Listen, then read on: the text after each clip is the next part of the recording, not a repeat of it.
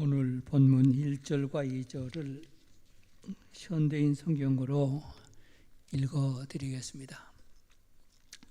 1절입니다. 잘못을 용서받고 하나님이 죄를 덮어주신 사람은 행복하다. 2절입니다. 마음에 거짓된 것이 없고 여호와께서 그 죄를 인정치 않는 사람은 행복하다. 이 말씀은 그 유명한 성 어거스틴이 좋아했다라고 하는 성경 구절입니다. 특별히 이 어거스틴이 고난이 있고 어려운 시험을 당할 때마다 시편 32편을 항상 암기하고 늘 읽었다라고 전해지고 있습니다. 2006년 말경으로 저는 기억하고 있습니다마는 도산 안청호 선생님의 유일하게 남아있던 혈육 조카인 안성결 여사께서 95세로 타계했다라고 하는 보도를 보았습니다. 이 안성길 여사는 평생 동안 안창호 선생님의 그림자와 같이 함께 일평생 같이 하였다고 합니다. 이 안성길 여사의 집안에 도산 안창호 선생님의 교훈이 벽에 커다랗게 붙여 있는데 그것이 오늘날 우리들에게 큰 감동을 주고 있습니다. 죽더라도 거짓이 없어라 라고 하는 큰 글귀가 붙여 있었습니다. 죽더라도 거짓이 없어라. 이 말은 어느 때든지 어느 곳이든지 무슨 일이든지 항상 정직해야 된다라고 하는 말씀이 아니겠습니까? 죽더라도 거짓이 없어라. 진실은 생명이요 거짓은 죽음이다 라고 하는 뜻이 있는 것이 아니겠습니까? 죽더라도 거짓이 없어라. 저는 이 말씀을 우리 그리스도인들의 고백이 되어야 되고 우리 그리스도인들의 정체성이 되어야 된다라고 생각을 하고 있습니다. 오늘날 이 거짓 때문에 문제가 많고 이 세상이 혼란한 것입니다. 반면에 진실 정식은 개인이나 가정이나 사회나 나라나 항상 버팀목으로 작용하고 있습니다. 그런데 이 세상에는 정직하게 살기가 그리 쉬운 일은 아닌 것 같습니다. 아마 진실하게 살고자 하는 사람은 어렵다라고 하는 것을 늘 경험하게 됩니다. 그리스도인이란 진실하게 사는 사람을 의미합니다. 진실하지 못하면은 그리스도인이 아닙니다. 진실하지 못할 때는 그리스도인이 박탈되었다, 자격이 박탈되었다라고 그렇게 저는 말씀드리고 싶습니다. 진실하게 산다는 것은 죄를 짓지 않고 전 생활이 의롭게 사는 것을 의미하지는 않습니다. 죄된 인간이 내 자신도 모르게 죄에 넘어질 때도 있고 유혹받을 때도 있고 실수할 때도 있습니다. 우리가 잘 아는 사도 바울도 로마서 7장 19절 이하에 보면 이렇게 그는 고백합니다. 내가 원하는 바 선은 행하지 아니하고 도리어 원치 아니하는 바 악을 행하노다. 오라나는 곤고한 사람이라고 절규하고 있습니다. 그러나 여러분, 거짓을 숨길 수가 없는 것이 참 그리스도인입니다. 하나님과 사람 앞에 회개치 아니하면 안 되는 것이 진정한 살아있는 그리스도인이다라고 말씀드릴 수 있습니다. 이 사람이 영적으로 도덕적으로 살아있는 사람이고 이 사람을 하나님께서 원하시고 계십니다. 인간의 궁극적인 관심은 두 가지라고 성경은 말씀하고 있습니다. 그 하나가 죽음의 문제예요. 또 하나는 죄의 문제입니다. 죽음의 문제에 관심을 가지기 시작했다면 철이 들었다라고 철학자들은 말하게 됩니다. 비로소 인간이 되어가고 있다라고 하는 것을 암시한다고 합니다. 그리고 죄의 문제에 관심을 가짐으로 양심과 도덕적 존재가 되는 것입니다. 더 나아가서는 죄의 문제를 어떻게 해결할 것인가 하는 데에 관심을 갖는 것이 이것이 종교적인 문제고 신앙의 문제인 것입니다. 그러나 잘못된 신앙은 죄의 문제는 관심이 없습니다. 오직 자기가 소원하는 데만 관심을 갖는 것이 이것이 아주 잘못된 신앙이라고 말할 수 있습니다. 오늘 본문 시편 32편은 다윗 왕이 기록한 시입니다. 다윗의 진정한 그의 고백이기도 하고 회개의 기록이기도 합니다. 다윗은 성군으로 일컬어집니다. 유대나라 역사상에 많은 왕들이 있었지만 가장 으뜸으로 높임을 받고 존김을 받는 왕이 다윗 왕이 아니겠습니까? 뿐만 아니라 다윗 이름이 예수님의 족보에서 아브라함과 동등한 자격으로 불려주고 있고 예수님을 부를 때 다윗의 자손이여라고 부르기도 했습니다. 다윗의 이름이 신구약 성경에 850번이나 기록되고 있습니다. 그러나 그도 온전한 사람은 아니었습니다. 하나님의 사랑을 특별히 받았고 하나님께서 특별히 기뻐하시는 사람이었고 하나님께서 특별히 쓰시는 역사하시는 사람이기도 했습니다. 그러나 의인은 아니었습니다. 내 종 다윗 정직함 같이 라고 하는 내용이 구약 성경에 많이 등장하고 있습니다. 그래서 다윗의 별명을 정직한 사람 다윗이라고 일컫기도 하고 있습니다. 그의 정직함은 행위의 온전함을 있어서가 아닙니다. 그 정직함은 오직 믿음에 정직하고 회개에 정직한 사람을 의미합니다. 그래서 하나님의 사랑을 특별히 받은 사람이라고 저는 늘 그렇게 해석합니다. 오스트리아의 수도 비엔나에 임펠리엘 박물관이 있습니다. 이 박물관에서는 세계적으로 유명한 그림 한 점이 소장되고 있습니다. 우리 그리스도인들에게는 참으로 귀한 그림입니다. 날아가는 새도 떨어질 수 있다는 로마 황제가 성당에 들어가려고 하는데 이 지방 주교가 성당문을 딱 막아선 채 못 들어가게 딱 버티고 있습니다. 이 그림이 역사적인 배경을 가지고 있습니다.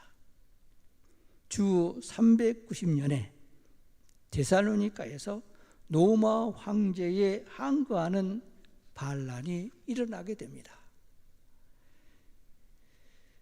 그 당시 로마 황제였던 데오도시우스 1세는 이를 진압하기 위해서 데살로니가 시민을 무려 1,500명을 학살하고 맙니다. 이로 말미암아 교회들은 로마 황제를 엄히 기탄하고 정죄하게 된 것입니다. 그런데 이 데오도시 1세 황제가 밀라노에 갔다가 예배당에 들어가려고 하는데 그 당시 밀라노의 주교였던 그 유명한 성 아므로시스가 황제가 성당에 들어가는 것을 막고 못 들어가게 버티고 있는 것입니다. 이 성 아므로시스는 성 어거스틴을 개종시키는 데에 큰 영향을 준 사람입니다. 매우 참 유명한 분입니다. 이 데오도시 1세 황제가 성당에 딱 들어가면 합니다. 성 암브로시스 주교가 못 들어갑니다. 성전문을 딱 버티고 서 있는 것입니다. 황제가 난감하게 되었습니다. 그리고 이 황제가 말합니다. 다윗 그 훌륭한 다윗도 그도 주인이었다. 그러니 나에게 너무 냉혹하게 할 필요가 없다라고 사정을 합니다. 여기에 성 아므로스 주교는 황제에게 말합니다. 다윗의 죄를 모방하시렵니까? 그렇다면 다윗과 같이 회개도 모방하십시오. 다윗과 같이 진심으로 회개하십시오. 이 말을 들은 황제가 기가 막혀서 땅바닥에 그만 주저앉고 맙니다. 이것이 이 그림의 내용이 되는 것입니다. 교회는 죄인들이 나와서 구원을 받는 것입니다. 교회는 교인들이 나와서 새 사람이 되는 것입니다. 그러나 회개하지 않는 죄인이 출입하는 곳은 아닙니다. 여기에 문제가 있습니다. 회개치 아니하는 죄인은 누구도 구원의 은혜에 참여할 자격이 없습니다. 구원받을 수가 없습니다. 교회는 회개하는 사람만이 은혜와 복을 받고 오늘과 같이 하나님 앞에 신령과 진정으로 예배할 수가 있습니다. 이 사람 예배를 하나님께서 받으십니다. 다윗 왕은 자기 죄를 아는 사람이었습니다. 그리고 진심으로 회개하는 의인이기도 했습니다. 우리는 다윗 왕과 같은 죄를 잘 압니다. 어떤 죄를 졌는지 아마 여러분들 잘 아시지 않습니까? 사무엘하 11장에 보면은 잘 기록되어 있습니다. 다윗 왕이 잠을 자다 일어나서 왕국 지붕 위에 거닐다가 아래를 보니 한 여인이 대낮에 목욕하는데 심히 아름답게 보였다라고 기록되어 있습니다. 그 유혹에 그만 유부년을 범하게 되었습니다. 그리고 그 남편 우리아까지 죽이는 죄를 범하게 된 것입니다. 여러분, 죄라고 하는 것은 먼저 유혹의 매력이 있습니다. 보십시오. 다윗 왕이 어여쁜 미갈이라고 하는 왕후도 있고 왕궁에는 예쁜 궁녀도 많았습니다. 그런데 하필이면 남의 그리고 그의 신하인 아내를 범하게 되느냐 그 말입니다. 사무엘하 12장에 볼 것 같으면 사무엘 선지자는 다윗 왕에게 이렇게 책망을 합니다. 만일 그것이 부족하였을 것 같으면 내가 네게 이것저것을 더 주었으리라.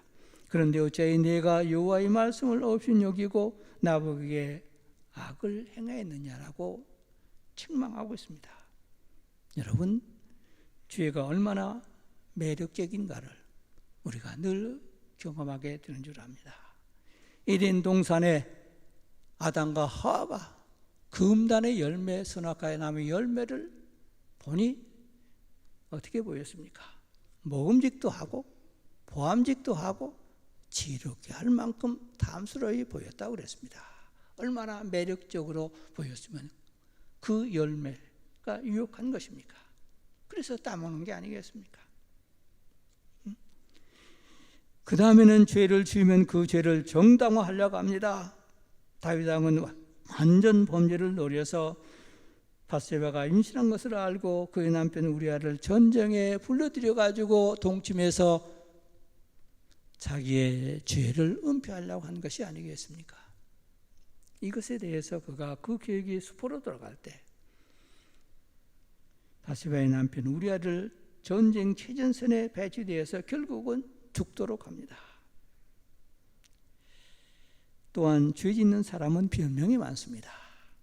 나뿐이냐고, 나보다 더 악한 사람 많다고, 그리고 심지어는 우리 예수 믿는 사람들 중에는 하나님이 없는 것 같다고,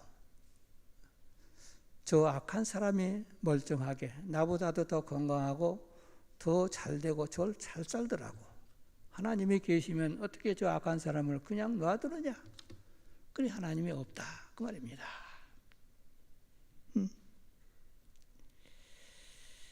여러분, 죄는 한 번 지으면 그냥 그것으로 끝나는 게 아닌 것 같습니다. 반복되는 죄를 더하게 합니다. 다윗 보세요. 유부녀를 범하고 그것도 모자라서 그의 남편을 죽이는 살인죄가 되잖아요. 죄는 파괴력이 강합니다. 인간성을 파괴하고 평화를 파괴하고 분열과 싸움으로 내몰고 결국은 너도 죽고 나도 죽자, 다 망하게 만드는 것이 죄의 또 하나의 본질이요 성격입니다.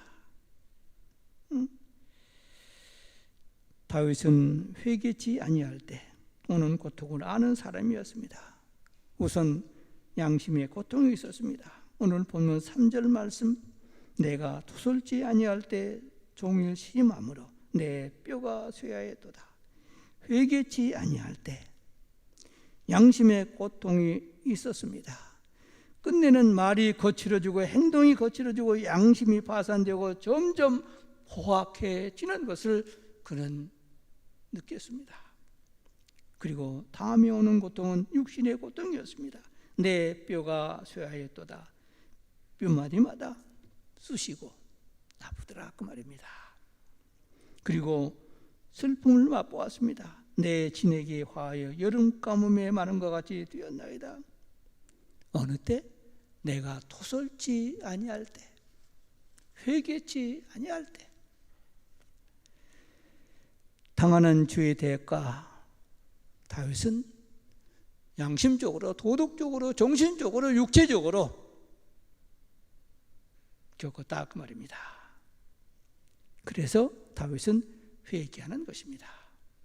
여러분, 회개는 하나님의 은혜로 되는 것이지 내 결단으로 되는 게 아닙니다. 다만 하나님의 은혜를 받으면서도 그걸 무시하는 사람이 있고 그 은혜를 받아들이고 회개하는 사람이 있고 이것이 다를 뿐입니다. 회개의 은혜, 회개의 기회는 모든 사람에게 공동적으로 동이 다 주셨다라고 저는 확신합니다. 어떤 사람은 그런 말을 하는 걸 기억이 납니다. 할짓 못할짓 다 하고 내가 죽음 직전에 회개하고 예수 영접하고 천당에 가리라. 글쎄옵시다. 회개가 자기 멋대로 자기의 생각대로 되어지지는 않는다 그 말입니다. 회개의 기회가 있다 그 말입니다. 특별히 회개의 기회를 주시는 사건들이 많습니다. 질병에 든다든지 사업에 실패한다든지 고통이 온다든지 또 우리 예수 믿는 사람들은 교회 와서 특별하게 하나님의 말씀이 내 마음에 박히고 그 마음속에 무엇인지 충족을 받고 깨달아지는 것, 이게 특별한 회개의 기회가 아니겠습니까? 다윗은 나단 선지자를 보내주신 것 큰 은총이었습니다. 나단 선지자에게 책망을 받은 다윗, 회개의 용기를, 그 자리에서 내가 죄를 지었습니다라고 그런 무릎을 꿇고 고백하지 않습니까? 여러분, 아마 다윗 왕의 권세로 나단 선지 하나쯤은 없애버릴 수도 있었습니다. 무시할 수도 있었습니다. 그러나 그 선지자의 말을 하나님의 말씀으로 받아들이고 거기에 무릎을 꿇고 내가 죄를 지었습니다. 하나님의 말씀이 들려올 때 하나님의 음성이 듣는 게 아니겠습니까? 내 마음에 갈등이 있을 때 성령의 역사가 있는 게 아니겠습니까? 하나님의 역사가 세밀하게 우리에게 구체적으로 역사되는 게 아니겠습니까? 바로 이때가 회개의 마지막 기회라고 하는 것을 생각할 필요가 있습니다.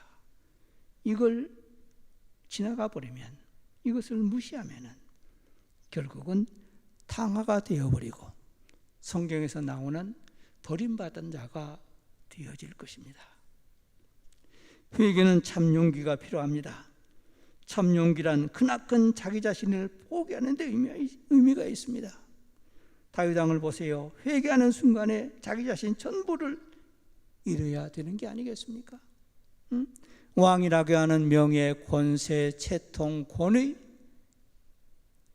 그리고 백성들이 왕을 향해서 돌을 던져도 맞아야 되고 왕의 자리를 물러가라고 해도 물러가야 되고 어떤 망신을 당해도 그대로 다 받아들여야 되는 것이 회개하는 다윗의 입장이었다 그 말입니다.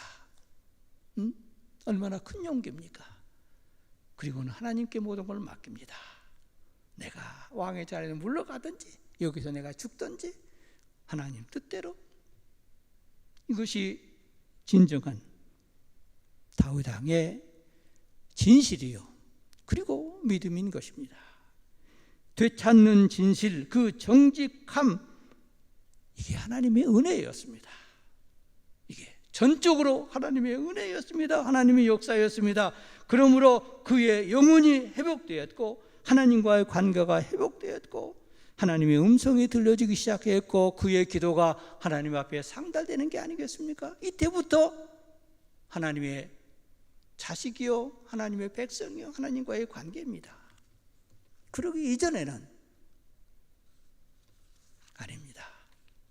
아무리 할렐루야를 높이 부르고 하나님 앞에 나와서 거금을 드리고 교회 와서 무슨 충성된 종처럼 모든 일을 다 한다 할지라도 그건 아닙니다. 사람 앞에는 그럴지 모르지만은 하나님께서는 아니라고 하는 사실을. 오늘 본문 5절 말씀입니다. 주께 내 죄를 아뢰고 내 죄악을 숨기지 아니하였더니 곧 주께서 내 죄악의 악을 사하셨나이다. 이 말씀은 법적인 관계의 청산을 의미합니다. 빚을 진 사람이 빚을 모두 다 갚은 것을 의미하는 것입니다. 그리고 자유와 평강과 감사와 하나님의 은혜가 은혜되고 하나님의 사랑이 진정으로 나에게 행복이 되어지는 것입니다. 그런 거로 다윗은 용서의 은혜의 사죄의 은총을 안고 감격하고 또 감격하고, 그래서 시편에 다윗의 시가, 찬양의 시가 많이 나오는 것이 아니겠습니까? 여러분, 모든 문제의 해결은 어디에 있다고 생각하십니까? 죄송합니다, 이런 말을 해서 죄송하지만은 그러나 오해할 필요는 없습니다. 우리 한국 교회는 다 그렇지는 않겠죠. 뭐 이 자리에 앉은 분도 다 그렇지는 않다고 봅니다. 그저 그 하나님 앞에 나가서 기도만 열심히 하고 기도가 제일 많이 하면은 모든 일이 다 해결될 것처럼 기도의 만능주의에 빠지지 않았는가? 여러분, 기도하지 말라는 말은 아니에요. 그러나 기도보다도 더 중요한 것이 있다, 그 말입니다. 뭡니까? 회개예요, 정직이에요, 진실이에요. 그렇지 않습니까? 여러분들 부모가 자식이 잘못했을 때 자식이 부모한테 엎드려서 내가 아버지 어머니께 죄를 지었습니다, 나는 죄인입니다 라고 할 때 그것이 그 부모의 자식이 되는 것이고 자식이 부모를 관계가 되는 게 아니겠습니까? 만일 끝까지 자식이 아니다라고 거짓말을 하고 변명을 하고 뭐 요즘 세상은 이렇고 뭐로 저렇고 다 변명한다고 하면은 그 부모의 마음이 얼마나 아프겠습니까? 부모는 다 알고 있는데요. 하나님이 어떠하신 분이십니까? 여러분, 부모의 마음도 그런데 하늘에 계신 하나님이 정말 살아 계시다라고 여러분들이 분명히 믿는다고 하면 그 하나님께서 어떤 생각을 하시고 계시겠습니까?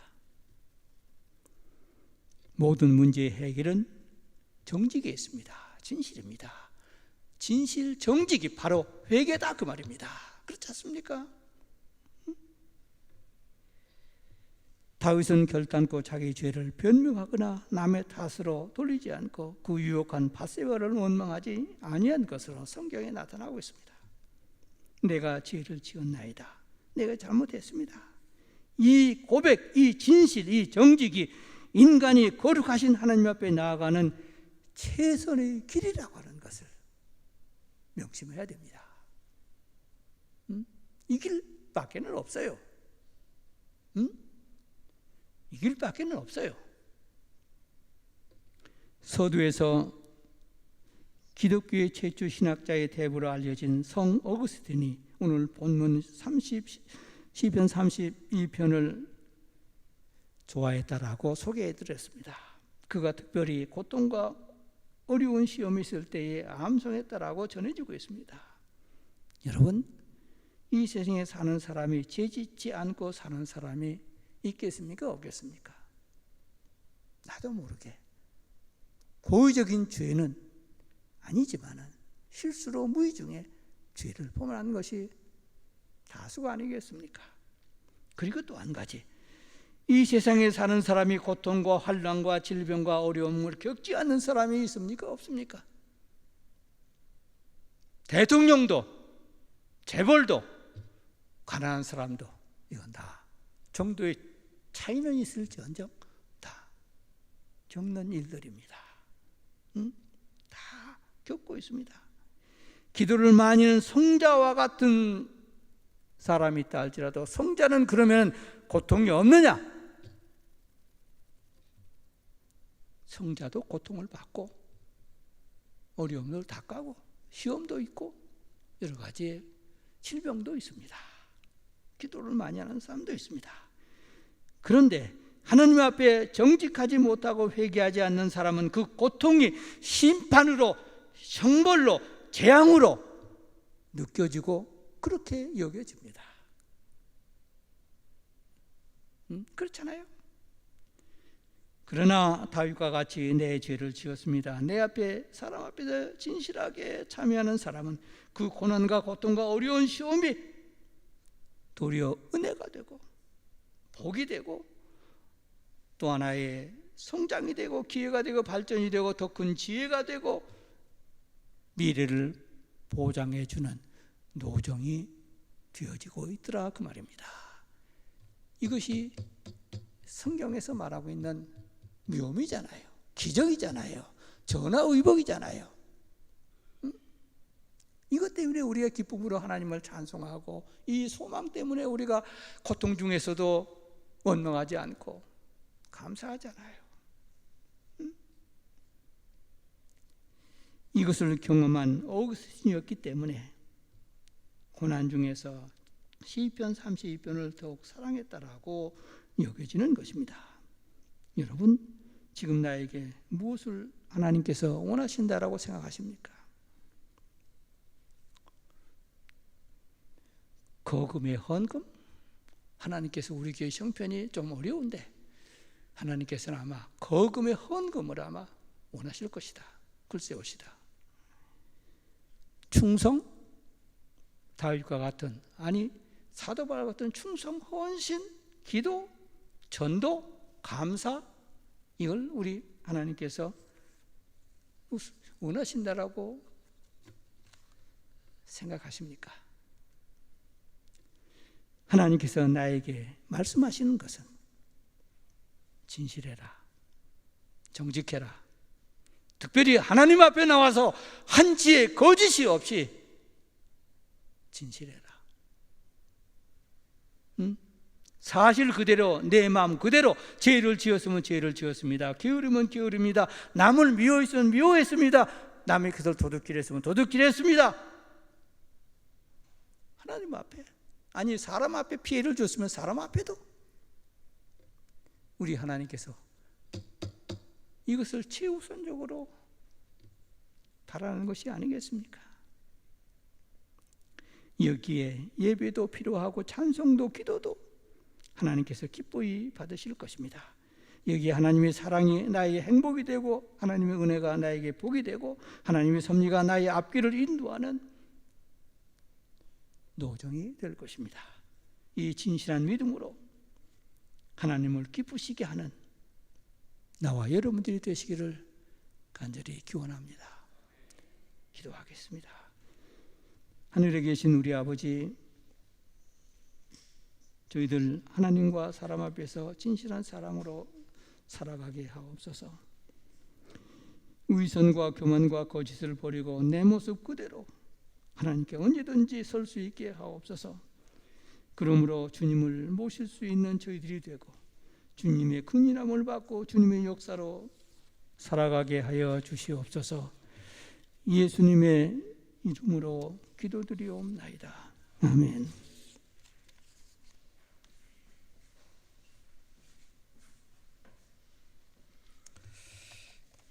큰 은혜 받으신 줄로 믿습니다. 이제 다 같이 자리에서 일어나서 찬송가 310장 함께 찬송 부르시겠습니다.